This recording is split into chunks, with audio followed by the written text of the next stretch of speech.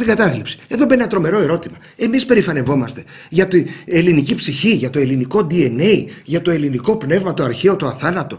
Ότι έχουμε την ομορφότερη χώρα και όλοι μας ζηλεύουν. Ότι έχουμε τον πιο λαμπρό ήλιο και όλοι μας ζηλεύουν γι' αυτό. Έχουμε το γαμάτο νερό. Έχουμε τη συγκλονιστικότερη διατροφή στον πλανήτη, τη μεσογειακή διατροφή. Και είναι να αναρωτιέται, είμαστε εραστές, είμαστε μπίχτες, το μέγεθος δεν μετράει. Όλα αυτά τα καλά λοιπόν είναι δικά μας. Και εδώ αναρωτιέται κάποιος, μα πώς είναι δυνατόν ένας λαός που ζει σε ένα τέτοιο περιβάλλον να είναι ο δεύτερος στον πλανήτη σε κατάθλιψη?